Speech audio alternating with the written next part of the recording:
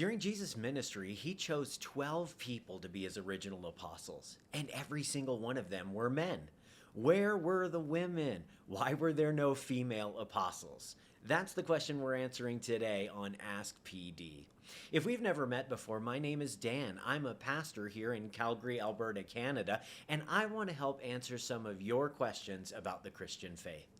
Last year, I led a massive Bible study that looked at the role of women in the Bible, Old Testament all the way through to the New. And one of the questions that sprung from that study is, why didn't Jesus choose at least one woman as one of the original apostles?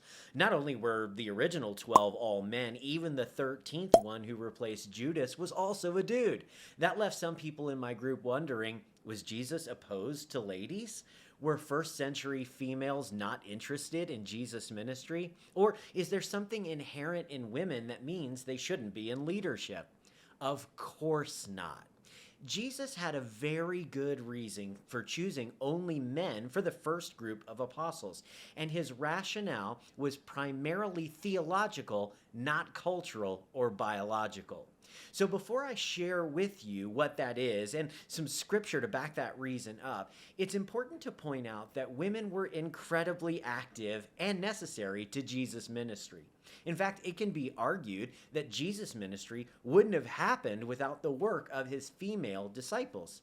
In Luke chapter number 8, we're told that Mary Magdalene, Joanna, Susanna, and, quote, many other women provided financial support to Jesus and his apostles. You ladies have always been taking care of us men. The fact that women funded Jesus' ministry is a very important detail, and we should be grateful that Luke took the time to record that information for us. You know, in another passage, a woman pours out an expensive bottle of perfume on Jesus, and he says about that act that it is an act of worship that will be spoken of for all time. And although the first century rabbis didn't really teach scripture directly to women, women are almost always present at Jesus' public teachings. The clearest example of this are the sisters Mary and Martha in Luke chapter number 10. Oh, and let's not forget, it was the women who went to the tomb and first proclaimed the good news of the resurrection of Christ. So this is really important. Females were an integral presence and part of Jesus' ministry, and that fact shouldn't be glossed over.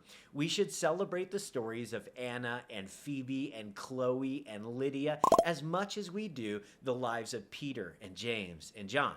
But the question remains, if Jesus held women in such high regard, why wasn't at least one of the original 12 apostles female? Well, there are some practical and cultural realities at play here, for sure. First, women were less educated in that day, especially when it came to the scripture.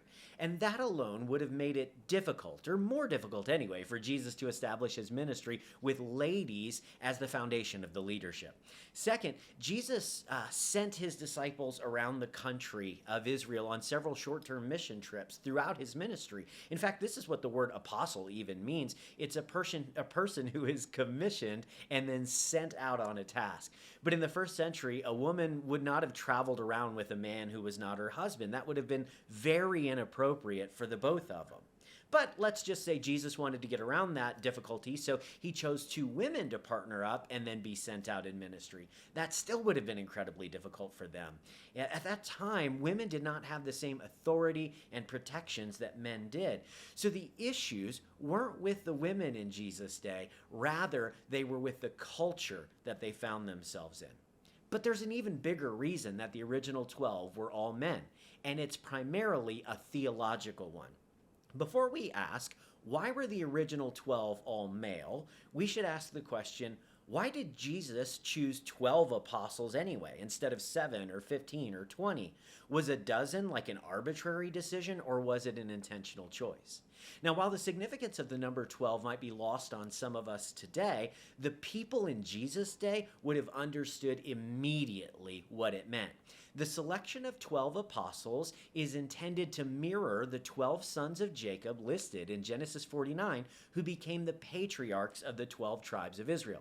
So Jesus is using symbolism and symmetry to connect his ministry to God's promises all the way back at the beginning of the Old Testament. We can actually support this pretty well through the scripture. In Matthew 19, verse 28, Jesus said to his followers, "Truly I say to you, in the new world, when the Son of Man will sit on his glorious throne, you who have followed me will also sit on 12 thrones, judging the 12 tribes of Israel." So Jesus draws a direct parallel to the 12 apostles and the 12 tribes of Israel. Then later, when John is given a vision of heaven in the book of Revelation, he sees 24 elders sitting on 24 thrones, which most scholars interpret as representing 12 thrones for the Old Testament saints and 12 representing the New Testament saints. In short, Jesus chose 12 Jewish men because the story of Israel started with 12 Jewish men. That's actually a really important distinction or thing to keep in mind as well. The selection of men instead of women has a parallel in the selection of Jews over Gentiles. Jesus made it abundantly clear that his ministry would start with the Jews but eventually reach the Gentiles, which is just a fancy word that means non-Jewish people. Anyway, and his ministry did. But today, nobody would say Gentiles shouldn't be in leadership because Jesus didn't choose any Gentiles to be a part of the original 12.